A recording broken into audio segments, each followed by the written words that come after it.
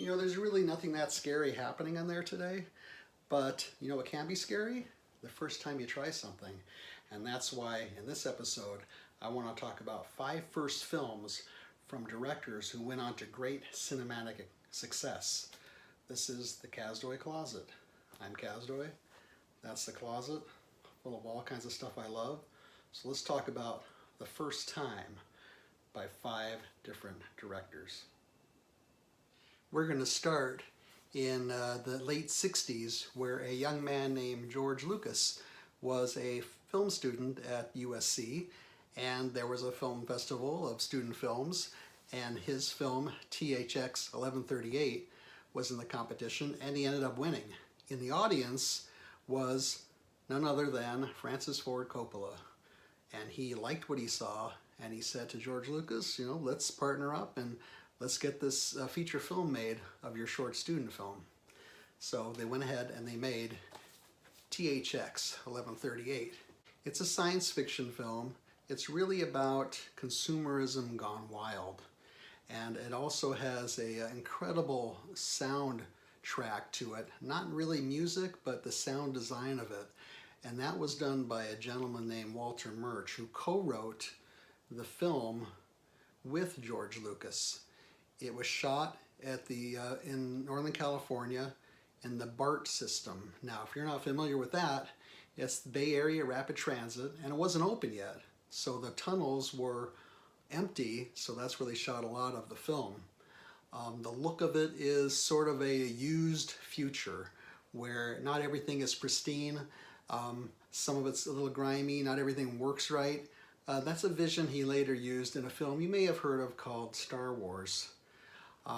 This DVD includes Lucas's original short student film and a couple of making of documentaries, and he went on to make, of course, Star Wars, and what I think is his best film, American Graffiti.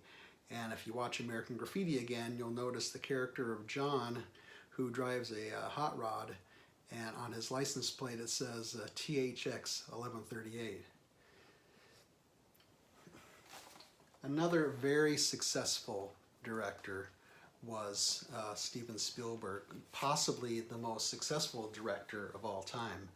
Now, in the late 60s, Spielberg was making television episodes for series like Columbo and Night Gallery. Then he got the offer to do a film, and he had 10 days to make the film Duel. Now, Duel is about a businessman played by Dennis Weaver. He's driving through the high desert area of Southern California, Palmdale, and suddenly there is a huge semi-truck that wants to drive him off the road. We don't know why. We never see the truck driver's face. We don't know his motivation, but it has a lot of Hitchcockian tension and suspense to it. In fact, Spielberg referred to Duel as Psycho or The Birds on Wheels, and he called it a cat and mouse game, which is really what it is.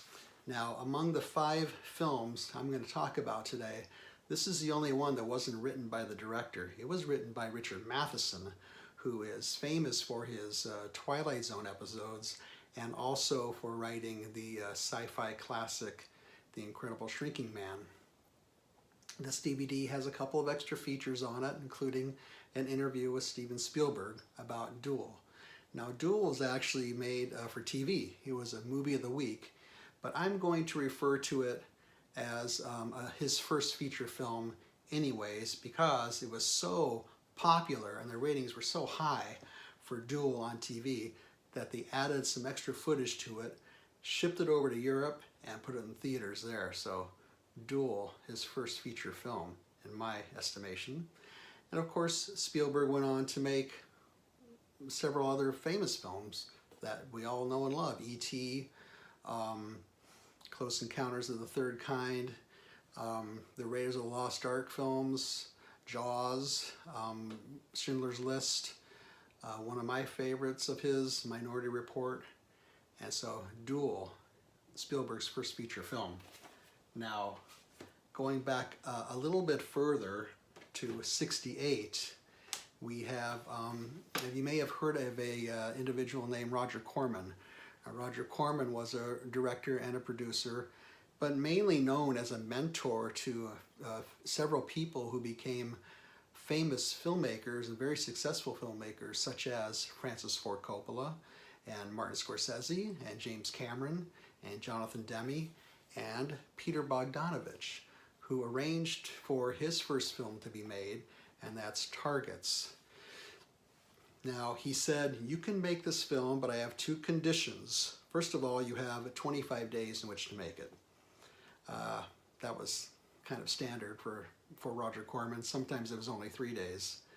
But his main condition specifically for Targets was, number one, you have to use footage from a film that Corman directed in '63 called The Terror, which starred Boris Karloff and an actor who nobody had ever heard of back then named Jack Nicholson.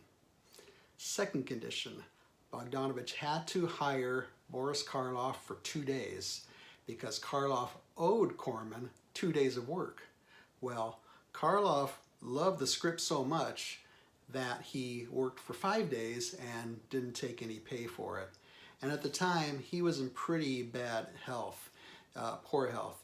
He actually died the following year, but during the shoot, he had a terrible arthritis and he had emphysema, and in between the takes, Karloff was confined to a wheelchair and used an oxygen tank.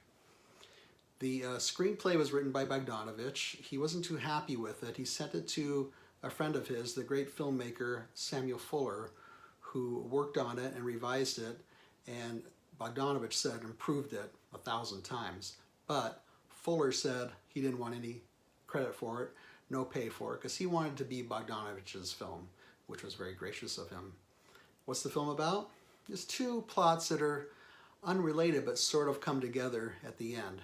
One is Karloff playing an aging horror film star who is showing up at a drive-in theater to make a celebrity appearance. What's playing on the screen at the theater?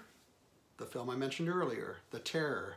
That's how Bogdanovich got the Terror footage into Targets. Now, the second plot involves a clean-cut young man who ends up going on a shooting spree. This was based loosely on the Charles Whitman incident, and he was an individual who went to the tower in the University of Texas in Austin, and started randomly shooting people. Now, when this film was ready to be released in 1968, two cataclysmic events had just happened in America: the assassination of Martin Luther King and the assassination of Robert F. Kennedy. So the studio said, people do not want to see violent films at this time, and it's fairly violent. But they compromised, and they released it very limited run. So that could be why a lot of people have not heard of Targets. Cinematically, it has its moments. The script, I think, is the strongest point, and also, of course, Karloff's performance. Bogdanovich went on to make some other very good films, including what I think is his best one, The Last Picture Show.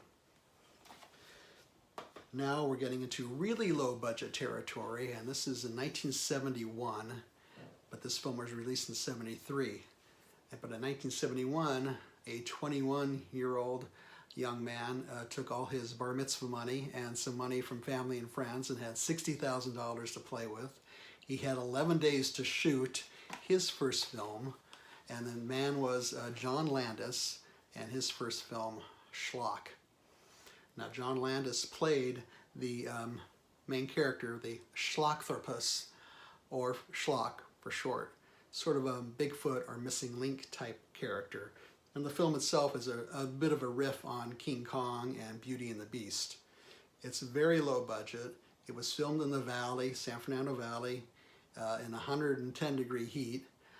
Landis had to endure 3 hours of getting that makeup on and 3 hours of taking it off in the heat. The makeup was done by a person named Rick Baker, who it was just at the very beginning of his career. He still lived at home with his parents at this point, and he became one of the most famous and influential horror makeup persons in the business. Schlock is about the banana killer. The police are looking for the banana killer who leaves banana peels wherever his victims are. Of course, spoiler alert, it's the Schlock monster doing that. It's kind of scattershot. A lot of it is very funny. I thought it was hilarious when I saw it. I was in high school at the time. Some of the jokes fall a little flat. There's a lot of movie-related jokes. One big fan of the film when it came out was Johnny Carson. So he had John Landis on The Tonight Show, and they showed clips from Schlock, and I'm sure that did an awful lot for Schlock and for John Landis. Landis went on to make mainly comedies, such as Animal House, The Blues Brothers, Coming to America, Trading Places, and what I think is probably his best film, American Werewolf in London. This is an Arrow release, Arrow label release. Very well done, nice booklet, a lot of extras, including John Landis, who kind of is embarrassed talking about his first effort, Schlock. And now to go from the ridiculous to the sublime, back in 1977, I'm in college and I'm at a revival house where they showed old films and also films by new filmmakers. And I don't know what drove me to go see this film. It could have just been the title, but I went to go see Eraserhead. And afterwards, the audience was in for a surprise because David Lynch, the director, and the star, Jack Nance, were in attendance, and they decided to take questions and answers from the audience. Now, what that was comprised of was him really not answering any questions. For example, somebody would say, well, what does this mean? And Lynch would say, well, what do you think it means? Or another person would say, well, how'd you do the special effect for this one part? And Lynch would say, I really don't want to discuss that. Or another audience member might say, where'd you get the idea for this? And Lynch would say, I really don't know. I think it was maybe even in a dream. I'm really not sure. So, which kind of makes sense because it's a very nightmarish, surreal, Kafkaesque, black and white film that defies any real plot description. The sound, again, just like when THX 1138, the sound is a major part of this, and the sound was created by Lynch himself. The closest analysis I've heard of this is that it's Lynch dealing with the stress and anxieties of being a parent for the first time. So that's possible. This is the Criterion Collection label DVD, and it has a really nice 60-page booklet. It's mainly an interview with Lynch. It has several short films that Lynch made prior to Eraserhead. And unlike the other films I talked about today, this one took 5 years to make.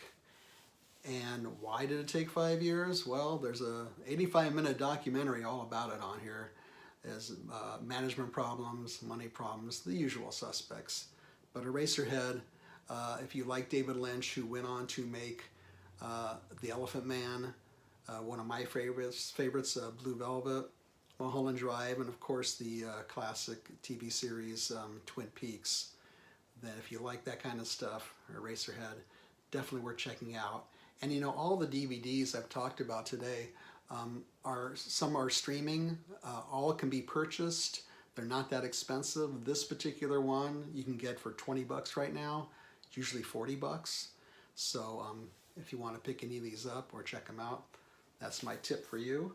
And hopefully if you, when we watch these first films from these great directors, you can sort of see the seeds being planted that come to fruition in their later, more accomplished films.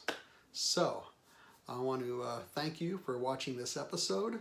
Please leave a thumbs up or leave a comment. Maybe you want to talk about first films from other directors. Subscribe if you wish. Otherwise, I will see you next time.